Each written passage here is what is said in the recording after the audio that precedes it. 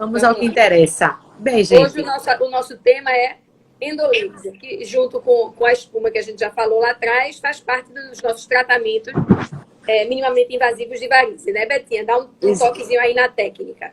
Exato. Para o pessoal entender as veias que a Bem, gente gente, trata e tudo. primeiro eu acho que vale a pena a gente fazer a diferenciação do que é endolaser e do que é o laser transdérmico, porque tem muita gente que tem dúvida em relação a isso. Chega no consultório e diz: ô doutora, como é esse laser? É um laser só? É um laser único? E não é, são dois lasers com finalidades completamente diferentes, certo? O laser transdérmico é aquele laser que a gente usa no consultório para tratar vasinhos superficiais, tá? A gente faz essa técnica a nível de clínica. O endolaser agora a gente vai começar a fazer a nível de clínica também, mas serve para outra coisa, serve para tratar a veia safena. Então tem uma finalidade bem diferente uma da outra, né? Então é importante frisar isso. Não é o mesmo laser, são máquinas diferentes, são técnicas completamente diferentes e o objetivo é completamente diferente. Completamente diferente, né? Oi, Cata. Olha aí, doutora Cata. Uma grande cirurgiã vascular, amigona E nossa. Catarina, eu mandei tantos trabalhinhos para ela ontem. Estava nervosa, eu não podia nem olhar aquele artigo todinho que a Ariane mandou para mim. Montanha.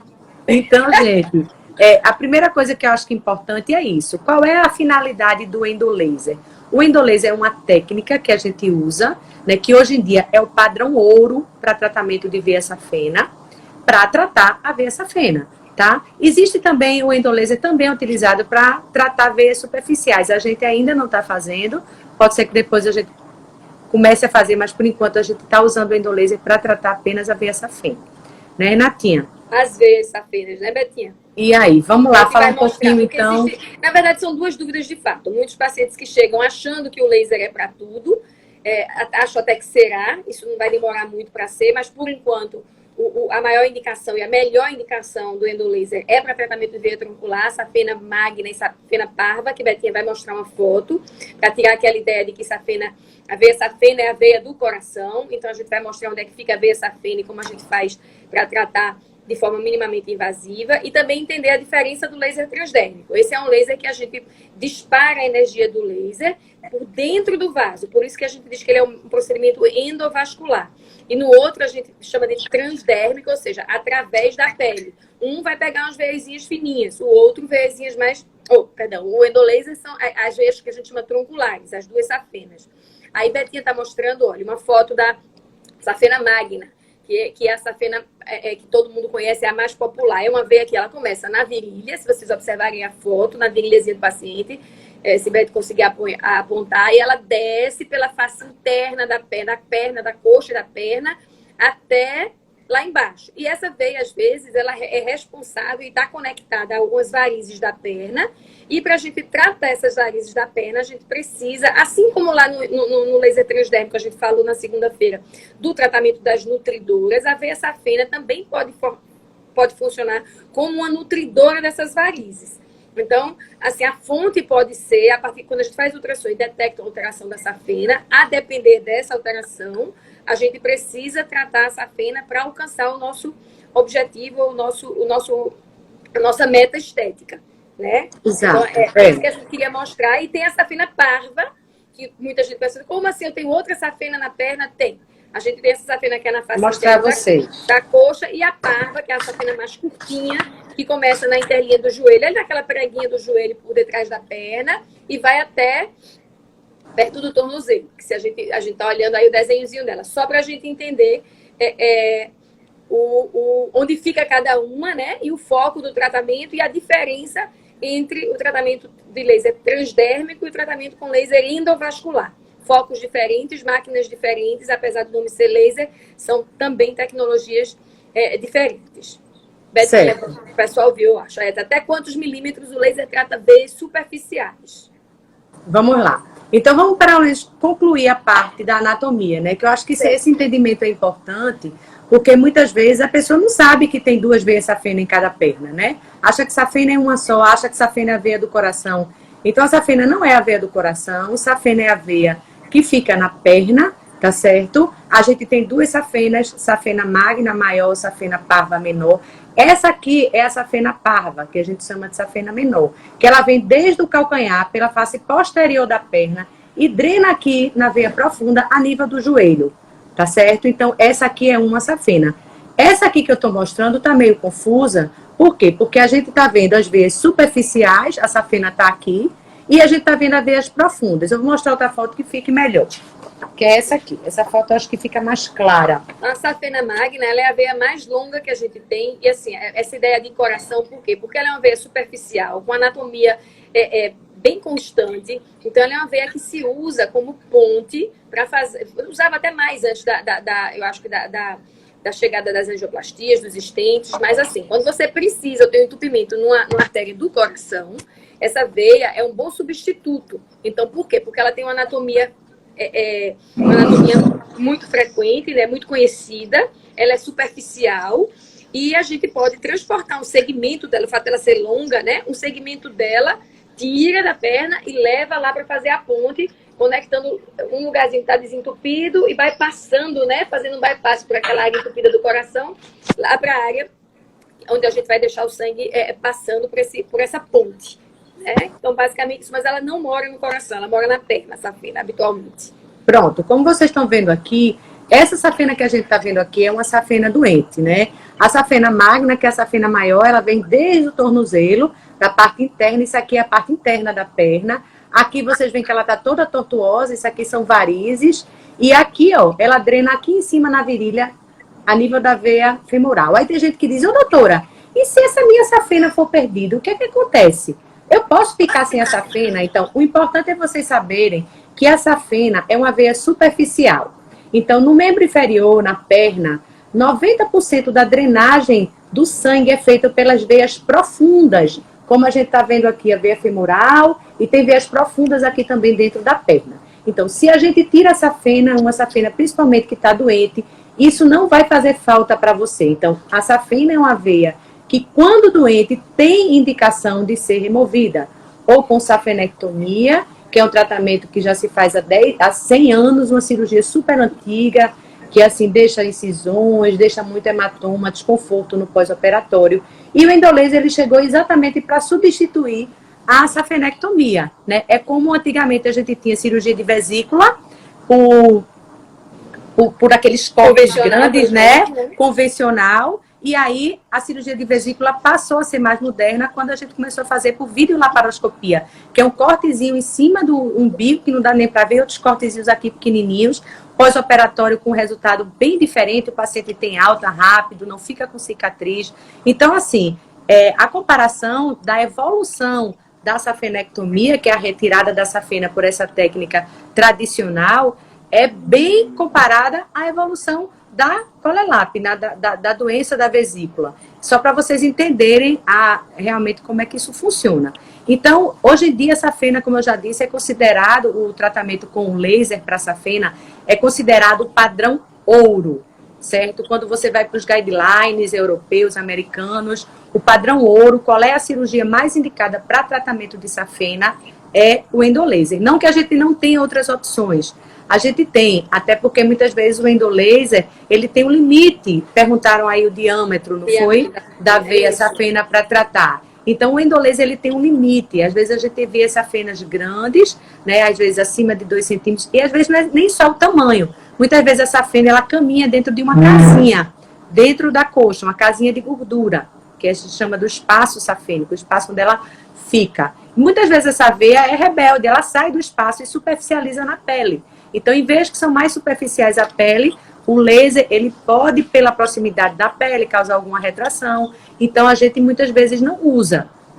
Então, não é só o tamanho da veia que vai indicar ou não o endolaser. É também a localização dela. Se ela anatomicamente está um pouco mais superficial, às vezes pessoas que têm pouca gordura, aquelas pernas mais musculosas. Então, muitas vezes, uma situação dessa, a gente também evita e faz a safenectomia tradicional ou a flebectomia naquela região. Então, assim, é uma técnica que é padrão ouro, que serve para tratar a safena de uma forma fantástica, porque a recuperação é bem diferente da cirurgia tradicional, mas, ao mesmo tempo, também tem algumas limitações, né, Renatinha? A indicação não é uma indicação... A gente está falando esses 4 dias, né? Não, nada veio para derrubar tudo de novo que chegou para agregar, não chegou para destruir o que a gente já tinha. Então, a gente ainda precisa da cirurgia, a gente precisa, em alguns casos, a gente pode fazer com espuma, outros a gente vai precisar do tratamento convencional, mas hoje, digamos que a grande maioria das safenas doentes a gente consegue tratar com o endolaser. E como é essa técnica? Vocês já entenderam, já sabem onde é que fica a safena. E qual é a diferença dela para a cirurgia convencional?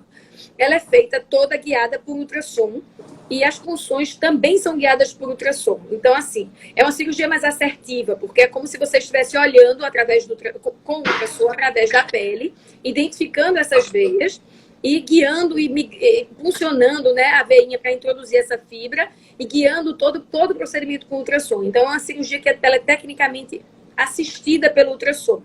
Então, o paciente vai chegar com a perna marcada, guiada, a gente passa o ultrassom na perna no dia anterior à cirurgia ou no dia da cirurgia, a depender da Renatinha, Oi? Licença, fala um pouco em cima. Vamos supor que isso aqui fosse uma paciente que tivesse essa safena doente e essas varizes aqui aparentes na pele, que é uma situação muito comum, né? Isso. A gente recebe pacientes com varizes aqui em face interna da perna, às vezes uma varize um pouquinho alta, que chega achando que vai fazer alguma aplicaçãozinha por aqui, ou uma espuminha e tá tudo certo. E quando a gente estuda com ultrassom, a safena para cima tá doente. Então, fala assim, mostrando esse caso como ilustração, onde seria a função.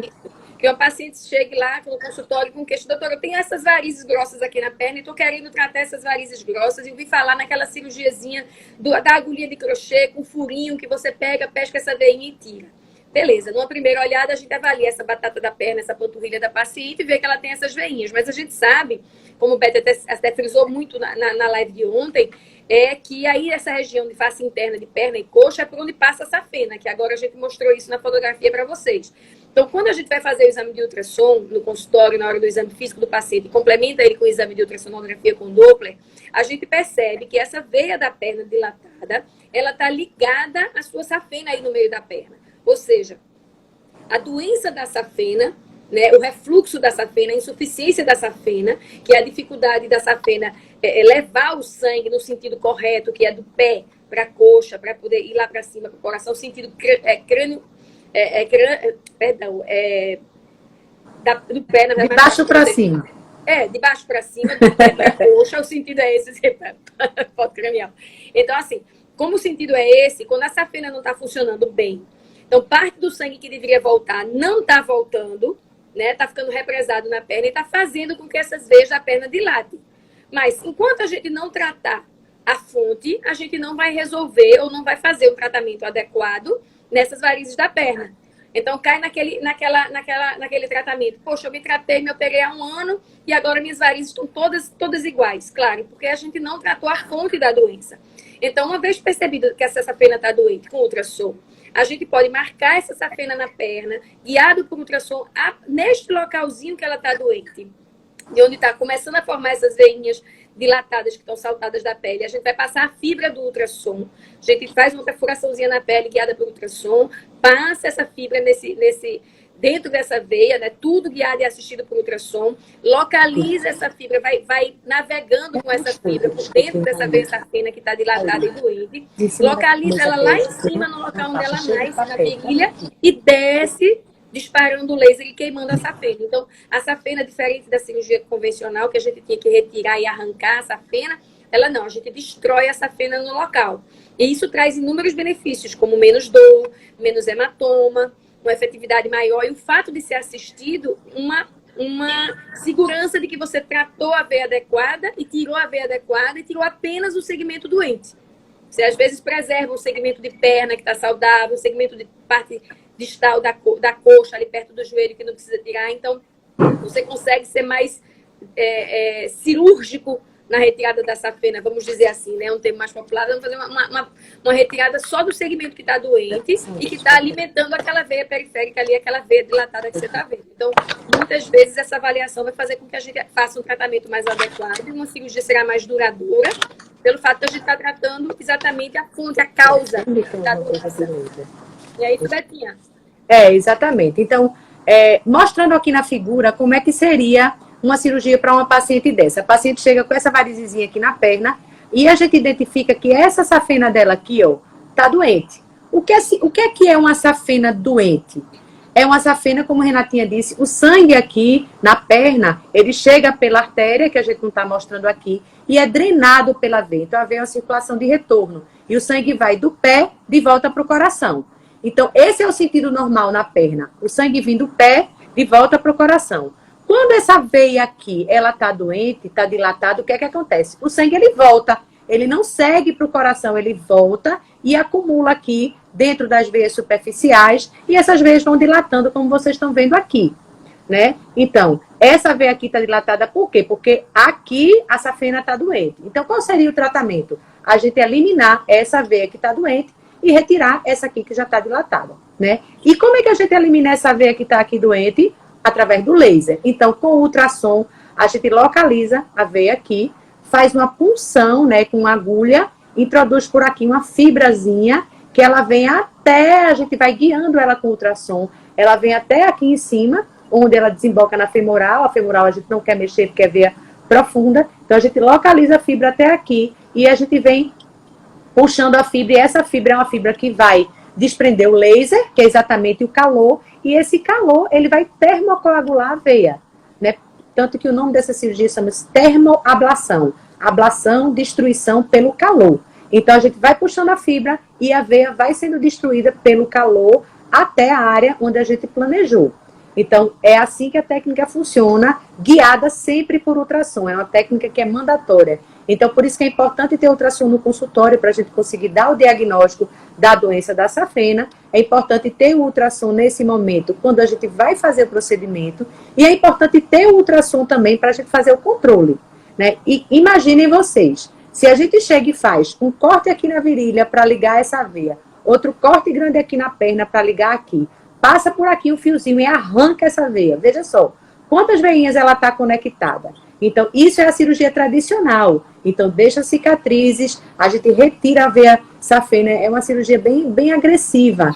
Você não pode comparar... Porque às vezes o trajeto está sendo... A gente vai, ao invés de coagular as veias do trajeto, que é o que acontece com o laser, né? Ela vai, inclusive, fechando as veinhas próximas dela e evita o sangramento. Na cirurgia convencional, a gente arranca a safena, então ela sai desgarrando das conexões, porque essa veia não está soltinha na perna, né? Ela está ligada a muitas outras. Então, essas veias, quando a gente faz a cirurgia tradicional, a gente sai rompendo essas veias. Por isso, tantos hematomas. E esse é outro benefício do laser, que é muito menos hematoma. Menos hematoma, menos dor, menos mancha, né, Betty? Exato, exato. Então, assim, só para vocês entenderem que a gente não pode... A gente compara uma cirurgia com a outra, porque são cirurgias que têm a mesma finalidade, né? Ah, você não faz mais safenectomia? Não, a gente faz. A gente faz, mas tem as indicações, né? Qual é a cirurgia de preferência? O padrão ouro é tratar a safena com laser. Mas, em alguns pacientes, em alguns casos, a safenectomia tem suas indicações. Então, a gente não deixa de tratar. Outra coisa que trata a safena também é a espuma, né? Então, a espuma veio também para salvar muito a gente de situações que a gente tem dificuldade. Às vezes, os pacientes têm essa perna aqui comprometida. Vou mostrar aqui a vocês. Tem uma figura aqui que é meio feia. É outra coisa que a gente tem batido. Os tratamentos são complementares. Às vezes, no mesmo paciente, a gente faz o endolaser, faz uns segmentos de tratamento de microcirurgia, faz espuma em outros segmentos perfurantes, algumas vezes mais difíceis, ou que o laser não alcança, né? Então, assim, as técnicas são sempre complementares. Exato. Essa figura aqui... Uma varize bem grande aí. E estou mostrando aqui também uma varize conectada com a pele escura e com a presença de uma ferida. Isso aqui é um grau mais avançado que tem da doença venosa, né? Então, quando o paciente não trata, ou dependendo do grau de agressividade da doença no paciente, o paciente pode evoluir para isso, para a presença de ferimento. Por quê? Porque essa veia que é para drenar o sangue, que é um sangue já cheio de detrito, pobre em oxigênio, essas veias elas estão dilatadas, o sangue está acumulando aí embaixo, a pele não respira e abre uma ferida. Então, isso aqui é uma situação que acontece muitas vezes no paciente com a doença venosa mais avançada e que não trata. Então, é só para vocês terem ideia de, muitas vezes a gente pega um paciente assim, essa pele escura aí é uma pele dura, é uma pele difícil, com fibrose, e muitas vezes a gente cirurgicamente não consegue acessar. E aí é que muitas vezes a espuma entra num tipo de caso mais difícil desse e consegue dar a gente um resultado bem diferente, né? Um resultado bem diferente. Então, é como a gente vem comentando há algum tempo já, não existe técnica que substitua a outra, existem técnicas que se somam, mas dentro disso a gente tem realmente as técnicas que são de preferência para cada tipo de indicação, né, Renatinha?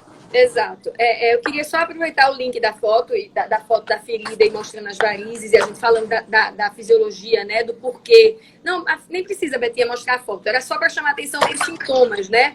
Dor, canseira, sensação de peso, edema. A gente falou que a veia, ela leva o sangue do pé para as áreas centrais do corpo, né? Do pé para a virilha, né? De baixo para cima. Exato. Então, quando a veia funciona, porque está dilatada, porque as válvulazinhas, que são portinhas que a veia tem, segmentando o trajeto dela para facilitar o trabalho, estão doentes, parte desse sangue ao longo do dia vai represando no pé. Então, por isso que a gente tem aqui no final, porque a gente diz, não, o paciente que acorda com dor habitualmente não é das varizes, porque quando você dorme, você está numa posição neutra, facilitando o retorno venoso. Dor de varize é uma dor de acúmulo, uma dor cumulativa ao longo do dia, por conta da própria fisiologia da doença. Fica mais tempo em pé, fica mais tempo sentado, parado, a bomba da panturrilha, a bomba plantar não estão trabalhando de forma adequada, ajudando esse retorno. A veia é doente, prejudica mais ainda esse retorno. Então, a gente vai acumulando esse sangue pouco oxigenado, esse sangue com substâncias que são tóxicas. Então, vem a cãibra, vem a dor cansada, vem a sensação de peso. Por isso que a meia também ajuda, por isso que o trabalho muscular, atividade física ajuda, porque ajuda esse retorno a se processar de forma adequada. Quando você tem as varizes, você está com seu sistema venoso, que já é um sistema que precisa de ajuda de bomba muscular, trabalhando de forma pouco satisfatória, né? Está fraquinho, então precisa ainda mais. Então, o paciente que tem varizes, para evitar esse sintoma, ele precisa desse suporte, dessa muleta da atividade física, da meia, eventualmente da medicação para ajudar no retorno venoso e melhorar na sintomatologia. Aproveitei o gancho do teu desenho por conta dos sintomas. É bom que dá uma pincelada também, né? Alguém perguntando, espuma e endolaser tem a mesma eficiência? Quando bem indicados, né? Cada um tem sua melhor indicação. Existem algumas situações que a espuma tem um efeito melhor do que o endolaser, principalmente por dificuldades técnicas do endolaser. Por exemplo, um paciente que tem uma veia muito tortuosa, muito superficial, às vezes a gente, no meio de uma ferida, às vezes uma ferida que você não vai poder abordar com laser, porque você precisaria entrar com a fibra próxima a essa região da ferida que às vezes está infectada. Às vezes, com a espuma, você consegue, através de uma outra localização, drenar, direcionar essa espuma, visto que a gente viu que a espuma é mais, ela não precisa ser direcionada. Você joga na veia e ela, às vezes, atinge determinados locais que o laser tem mais dificuldade. E uma mulher de 82 anos pode fazer cirurgia, Beth? Claro. Veja, essa resposta eu tenho propriedade para essa pergunta eu tenho propriedade para responder pelo seguinte. Eu tive uma paciente que chegou para mim com varizes e ela tinha 82 anos, exatamente 82 anos. E aí eu olhei para ela e ela queria operar as varizes dela. E tinha uma indicação cirúrgica, mas ela tinha 82 anos. Então, no consultório, olha, a gente agora está pensando em qualidade de vida, e vamos fazer tratamento clínico, e vamos usar compressão, e vamos isso, e vamos aquilo. Não teve jeito. Ela queria porque queria se operar. Até que chegou a hora que eu vi que eu não ia conseguir convencê-la, eu disse, olha, dona Odete, eu não vou mais tentar convencer a senhora, mas eu vou lhe dizer uma coisa, eu não vou lhe operar, né, por conta disso. Tudo bem. Aí ela fingiu que tinha sido convencida, saiu do consultório, marcou outra consulta e na volta da consulta ela trouxe uma foto dela em cima de uma moto. Sabe aquelas motos que tem aquelas dois bagageirozinhos assim do lado, aquelas dois reservatórios assim do lado? E eu disse, ela me mostrou a foto, eu disse, o que foi isso? Doutora, foi semana passada, eu na fazenda do meu filho. Eu corro a fazenda do meu filho todo em cima dessa moto. Aí eu olhei para ela não tinha comorbidade nenhuma, tinha 82 anos, mas era extremamente saudável. Aí eu disse, tá, vou lhe operar. Porque a senhora com 82 anos tem uma vitalidade que muita gente de 50, 60 não tem. Então, a senhora merece a cirurgia. Ela não tinha nenhuma contraindicação. Entrei em contato com o clínico, com o cardiologista dela. A gente fez tudo bem amarradinho. E eu operei Dona Odete e a cirurgia dela foi um sucesso. Então, assim, o fator idade não pode ser analisado só... modo de short. Não, ela infelizmente faleceu. Dona Odete foi uma perda grande. Eu era muito ligada a ela, assim, até porque a gente criou um relacionamento muito grande com essa história, né? E aí, eu acho que idade a gente não pode analisar o número, né? O fator 82. O que tem por trás do 82, né? É a vida que a pessoa leva, são os hábitos que a pessoa tem, são as doenças associadas que a pessoa tem. Então, assim, logicamente, quanto mais idade, a gente muda um pouquinho o foco, sai do foco estético para o foco funcional. Mas a idade não é analisada pura e simplesmente, né? Eu achei aqui, ó, Renatinha, vê que bacana o que eu achei aqui, ó. Ó que foto massa. Minha gente mostrando exatamente o endolaser, ó. Então, isso aqui mostra aqui. A fibra já está, na verdade, dentro. Você vê que tem metade do segmento de veia está queimadinho, está espasmado de cima, não é isso? Exato. Já puxou a fibra, já queimou e terminando aqui o trajeto doente. Isso na safena magna também. É bem, ó aqui, ó, como a veia vai ficando, e fechando, né? Isso. Vira um cordãozinho fibrosinho. A gente vê a imagem, inclusive, no ultrassom, porque a veia espasma. Espasma a gente diz que diminui de diâmetro, né? Ela sai daquele diâmetro grandão que ela tem, meio 2 centímetros às vezes, e murcha todinha. Exato. Então é isso que a gente chama de termoablação. Ablação pelo calor. Ablação porque a veia sai de um estado feito esse, né? Que ela está toda dilatada, para um estado feito esse. Isso. Porque a gente introduz essa fibrazinha aqui dentro da veia, e o que é que a fibra vai fazer? A fibra vem até aqui em cima. E aqui a gente vai disparando o laser, e o laser vai fazendo com que a veia vá fechando, vá coagulando, né? Então, o calor faz com que a parede vá se destruindo. E aí, até o momento que a gente tira a fibra da perna. Só que para fazer a punção com essa fibra, obrigatoriamente a gente tem que usar o ultrassom, né? O ultrassom é um fato que realmente é importante. Aqui a gente tem uma imagem do ultrassom. Isso aqui é vendo a veinha cortada assim como se fosse um canudinho e a fibra dentro. Então a gente guia essa fibra até a fibra e esse redondinho por fora essa fena sendo queimada. Exatamente, né? Acho que aqui dentro tem até daquele espaço imagem. que Beth falou, o espaço safena, que é aquela capinha que a veia fica guardada ali dentro.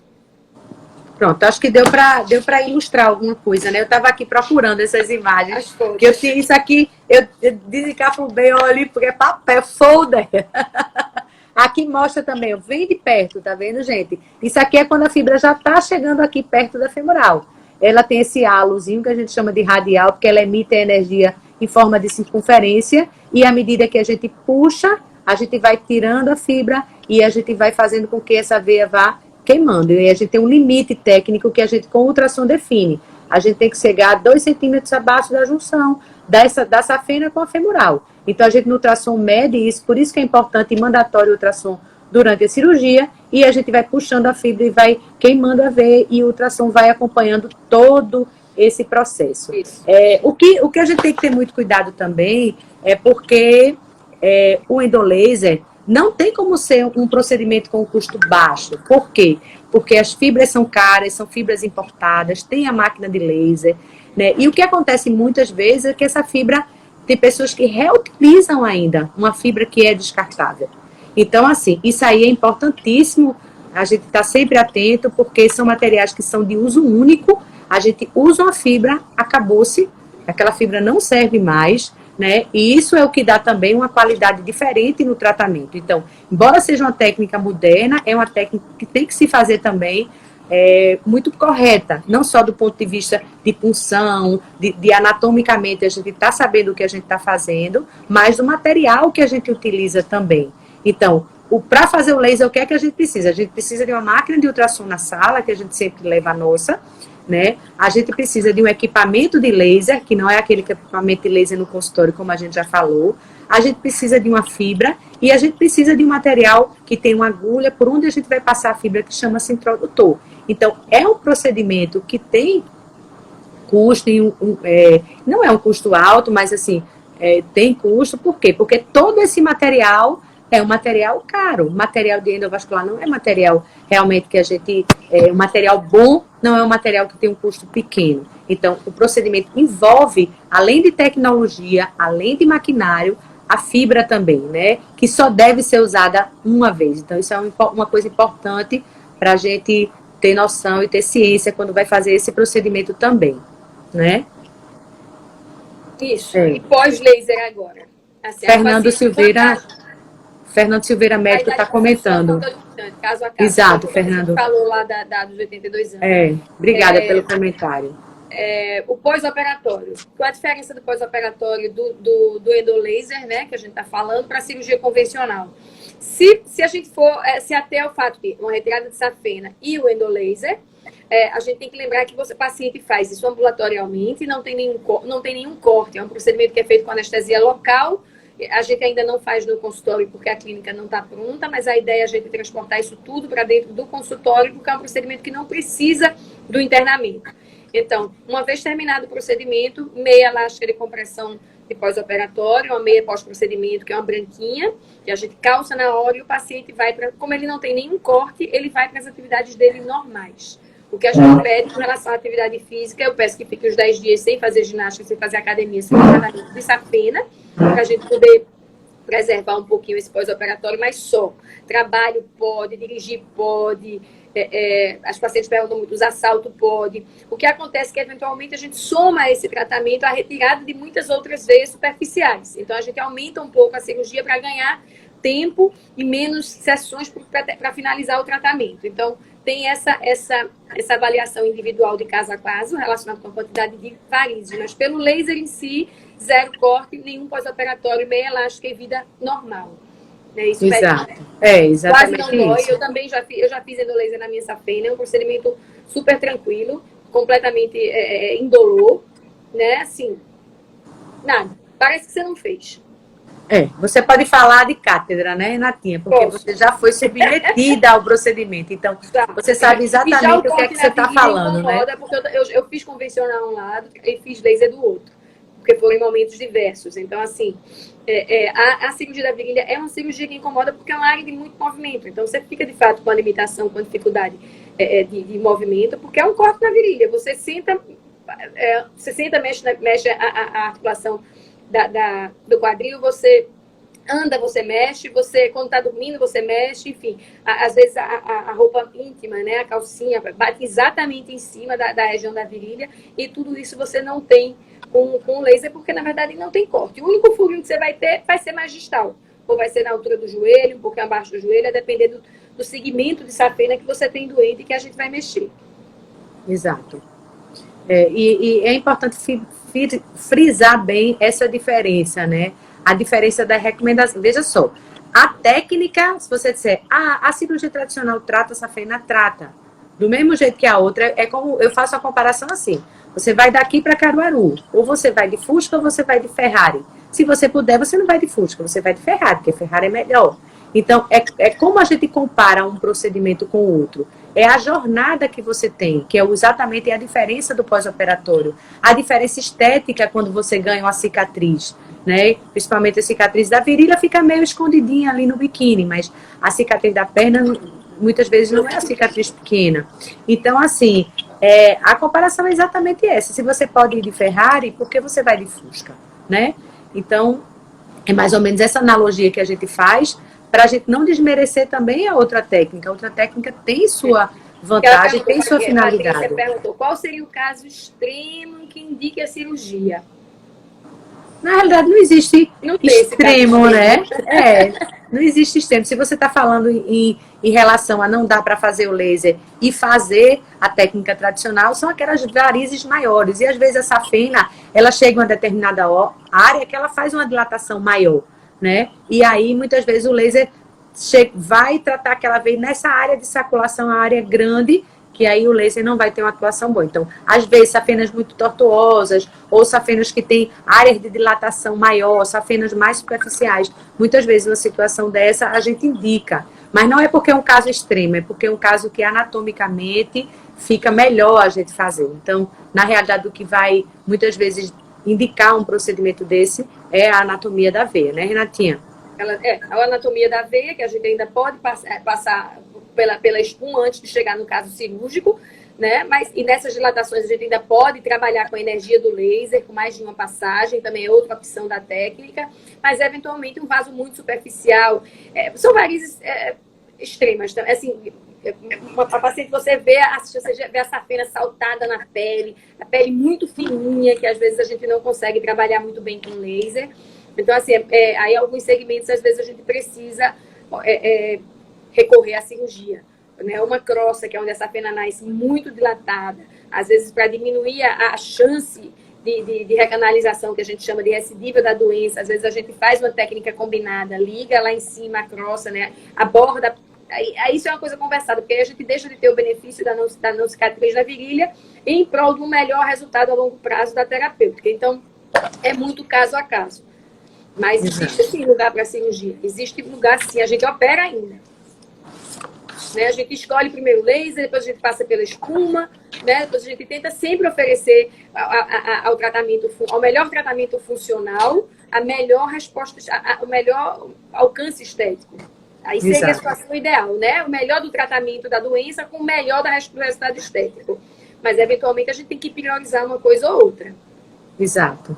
E são poucos os casos, né? Na realidade, hoje em dia são poucos os casos. Hoje em dia, todo mundo procura tratamento muito antes, e com o advento do laser, então, a gente hoje consegue tratar veinhas daquele estágio médio, assim, que não seriam cirúrgicas se não tivessem um tratamento, passar um pouquinho do ponto da aplicação com escleroterapia, mas a gente consegue com laser transdérmico, com algumas combinações de parâmetros, tratar essa veinha. Então, hoje a gente tem operado menos, né? Exato, bem menos, né? E é importante a gente lembrar, assim, além das vantagens do pós-operatório, né? O paciente volta geralmente com uma semana, ele fica com a meia elástica, né, a meia de procedimento, como a gente já vem falando há alguns dias, quando a gente falou de espuma, a gente falou da meia elástica, quando a gente falou do tratamento de microcirurgia, a gente falou de meia elástica, e no tratamento de endolaser também, novamente, aí vem a meia elástica, que se tornou uma grande aliada para a gente. Então, o paciente fica um período com a meia elástica pós-procedimento, depois ele vai tirar essa meia e botar outra meia de compressão, que geralmente a gente recomenda até 30 dias do procedimento, né? É mais ou menos esse tempo também, Renatinha, que também, você recomenda? É 7 dias com a meia branca e até 30 usando a meia elástica. Exato, então assim... E a atividade física eu tenho liberado um pouquinho antes de 30, a depender do diâmetro da veia que a gente tratou. Exato. É uma veia que não é tão calibrosa, a paciente não tinha muitas colaterais, eu tenho liberado antes. Pronto, exatamente. É a minha conduta também, exatamente igual. Então, assim... No pós-operatório, qual é o compromisso do paciente com a gente no pós-operatório? Então, é importante o paciente saber que o pós-operatório existe acompanhamento. E que acompanhamento é esse?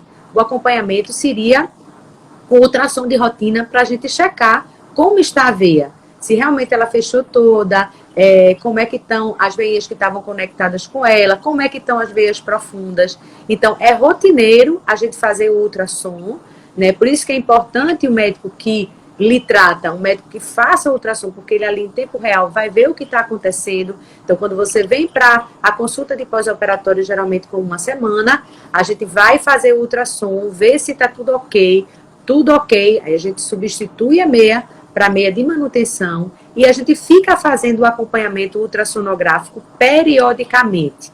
Então, o paciente faz com 7 dias o ultrassom, com 30 dias volta, faz novamente, com 3 meses novamente, com 6 meses novamente, e depois a gente fica fazendo a checagem anual. Então, é importante isso, por quê? Porque é um procedimento que tem que ter seguimento, como tudo que a gente faz.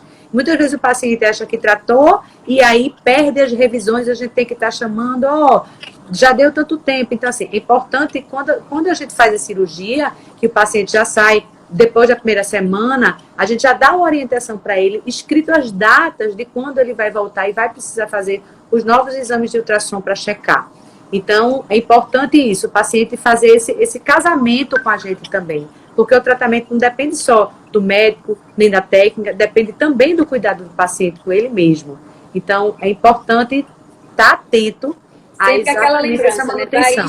Varizes tem tratamento, não tem cura. Então, assim, em cada momento você vai precisar de uma dessas técnicas, um desse tipo de tratamento. Dificilmente você vai ficar totalmente livre das varizes. Você não vai ficar. Você vai ficar com as varizes tratadas. Normalmente, a paciente que é disciplinada, que tem um bom acompanhamento, eu digo sempre, vai fazer um grande tratamento, que é aquele mais prolongado, que às vezes precisa de um endolaser, precisa de laser, precisa de espuma, e depois ela vai entrar na fase de manutenção. Se o paciente que segue a orientação de manutenção da gente, ele não vai jamais fazer provavelmente, jamais fará de novo outro tratamento daquele. A safena não volta, então ele não é rabo de lagartixa, ele não vai ter que tratar de novo a safena. Isso já vai diminuir muito as fontes de doença. Que é isso, Beth, rabo de lagartixa? Olha o que eu ganhei de Amanda. Um origami que ela está aprendendo a fazer. Que a quarentena não faz. Eu não resisti a mostrar, porque eu achei tão delicado. Então, na verdade, o tratamento... Para vocês também, minha gente, vamos dividir esse coração aqui, vamos dividir o amor. Para você, Renatinha, também. Obrigada, Betinha. Então, o paciente que faz manutenção, ele dificilmente fará outro tratamento tão extenso, né? O paciente que faz a sua volta, o seu retorno com uma periodicidade adequada, ele vai ficar com as perninhas limpas, porque o que ele vai ter para tratar é uma besteirinha ou outra, e se de repente ele perde uma manutenção, mas volta na seguinte, assim, a gente ainda está com a doença sob controle. Então, varizes são uma doença crônica e evolutiva, então não trata, piora, tem períodos de agravamento, né, que a gente diz gravidez, menopausa, sobrepeso, parada de atividade física, determinadas alterações na nossa vida e nossa rotina profissional, tudo isso vai fazer com que a gente tenha um agravamento. Então, tem que andar meio que de mão dada com o seu cirurgião vascular, com o seu angiologista, para que a gente vá sempre sentindo quando isso está piorando e mexendo sempre com isso.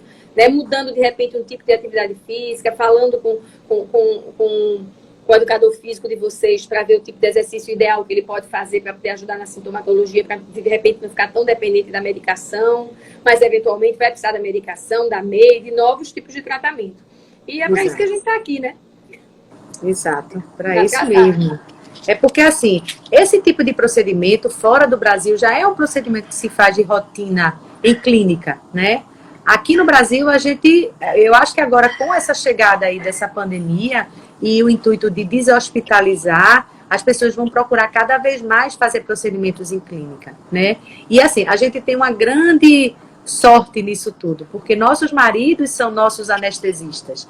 Então, além de serem parceiros, né, no nosso empreendimento, chefes de cozinha, vão ter uma cozinha lá para eles, mestre de obras, são realmente nossos maridos, estão por que der e vier com a gente. E ainda mais a gente vai ter a possibilidade de contar com eles também acompanhando o procedimento. Então, veja o nível de segurança que a gente quer oferecer, né? Além de maquinário, além de a gente estar totalmente preparada, a gente tem também a possibilidade de oferecer um acompanhamento anestésico, né? Que é exatamente o que a gente vai falar amanhã. A gente amanhã vai falar sobre esse procedimento e sobre a importância também de se ter um anestesista com a gente, a segurança que o paciente fica. Porque na maioria das vezes o medo do procedimento não é o procedimento em si. Porque o paciente chega no consultório, até vir para você, ele já começa a lhe paquerar, até ele ligar para você, marca, faz a consulta, começa a estabelecer um relacionamento, de repente a gente começa a namorar, porque o encantamento é de lá e de cá, é da gente com o paciente e do paciente com a gente, né? Então, esse compromisso, esse laço, isso é muito importante para o tratamento. Então, o paciente sente isso na gente, sente que a gente faz aquilo, como Maria Helena comentou, com amor, é amor que a gente imprime no nosso trabalho. E se não tiver amor, que eu acho que é o que motiva todo mundo, a gente vai ficar com o quê? Né? Porque quem tem uma visão financeira do seu negócio, do seu empreendimento, em cima do que faz, nunca vai ter sucesso, porque o financeiro ele vem junto com o seu resultado, mas nunca pode ser um motivo, né? É uma consequência, mas nunca pode ser um motivo. Então, assim, a gente vai ter esse cuidado a mais também. O paciente vem com o medo, não é de você, da sua cirurgia, é da anestesia na maioria das vezes, né? Então, a gente tem o cuidado de fazer uma consulta pré-anestésica. Todo paciente da gente passa por uma consulta pré-anestésica, onde ele vai conhecer o anestesista, onde ele vai tirar dúvidas, falar sobre as experiências negativas que ele pode ter tido anteriormente, as doenças que tem, as medicações que toma, para ser uma coisa 100% redonda. Redonda do ponto de vista de indicação e redonda do ponto de vista de cuidado, né, como um todo, porque o paciente, a gente não pode só olhar para a perna dele. Ele não só tem uma varize, o paciente é um todo. É a perna dele, é a hipertensão que ele tem, é o diabetes que ele pode ter, é a cabeça dele que a gente tem que entrar também né, para ver qual é a pretensão, qual é o objetivo dele com aquele procedimento, se é estético, se é melhorador, se é tudo junto. Então, isso aí, as dores a gente estuda muito isso, né, Renatinha? Exato. E é uma coisa que a gente realmente se preocupa, porque é um todo que vai dar o resultado do seu tratamento. A expectativa depende, a expectativa com o resultado, a satisfação com o resultado depende muito do trabalho, da expectativa dele. Né? O que ele quer e dentro do que ele quer, o que é que a gente pode de fato oferecer. Isso não pode ser uma relação mascarada. Se não dá, se a gente entende que ele quer uma coisa que a gente não pode dar, isso tem que ser conversado, tem que ser trabalhado, tem que ser muito entendido antes. Né? Para que ele não fique triste depois com a gente. Eu acho que assim, que a gente trabalhou porque queria ganhar o dinheiro dele fazendo aquele procedimento. Não. A gente quer, obviamente, ganhar pelo trabalho que a gente fez, isso faz parte da vida de todo mundo, claro, mas a gente quer oferecer o que de melhor a gente possa para poder atender ou até superar as expectativas dele. Eu acho que é esse um grande foco da clínica, né, Beth? Exato, é o que a Andrea está comentando aí. A Andrea está comentando isso, que perdeu medo porque criou um elo de confiança com o profissional que ela tratou e ela foi e fez. Então, é esse elo de confiança que a gente tem que criar, e eu acho que isso só é criado quando o paciente vê por que você está fazendo aquilo. Vê que o seu motivo é um motivo de paixão pela profissão, é um motivo de cuidado, é um motivo de oferecer um tratamento moderno, um tratamento seguro. Então, acho que tudo isso é levado em conta quando o profissional escolhe você para fazer qualquer técnica que seja, né? Não só o endolaser, mas uma espuma, um laser, ou simplesmente uma consulta, né? Porque quando existe um encantamento de um pelo outro, que eu acho que é isso que a gente cria no consultório, na clínica, a gente cria esse vínculo. Isso é muito gostoso. A gente falando de telemedicina... Andréa, foi você, doutora Beth, que operou ela. O elo profissional foi com você. Eita, Andréa, desculpa, porque Andréa... Só sai por não sabe quem são.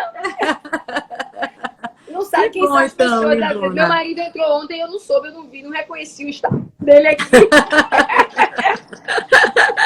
Então, aí, tá vendo, André? Você não me deixando mentir aí.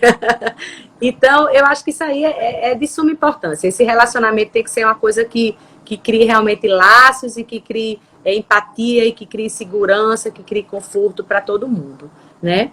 Então, como eu estava falando, no Brasil, a gente tem uma tendência agora, acho que pós-Covid, e já é uma tendência que está vindo já junto com a flebologia mais moderna, né, o tratamento de doença venosa moderna, a deshospitalização. E é exatamente nisso que a gente vai chegar, né? Então, tirar os pacientes do bloco cirúrgico, trazer os pacientes para dentro da clínica, para a gente tratar lá, né? Então, eu acho que isso aí dá uma dimensão do tratamento diferente para o paciente, em termos de conforto, de segurança, e a gente vai ter com a gente também nossos anestesistas, né? Que eu acho que isso também é importante, principalmente porque muitas vezes o limitante não é o procedimento em si, mas o procedimento anestésico.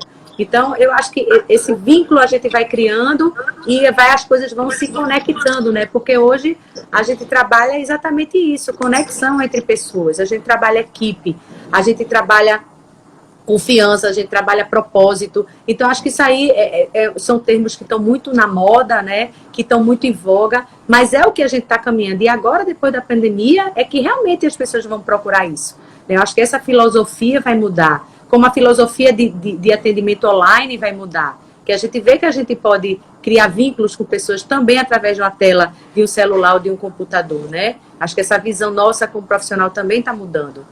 Né, Renatinha? Exato. Fechou com cadeado e com chave de ouro. Então, gente, a gente ainda tem 9 minutos, né? Até o Instagram, cortar a gente. Tem mais alguma pergunta? Olha aí, Clínica Fábio Valente, tá vendo? Fabinha! Já começamos. Renatinha, antes de ir pra Believer, vai passar um tempo lá, até a Believer ficar pronta, né? Com Fabinha, exatamente. Vou ficar lá, vou fazer uma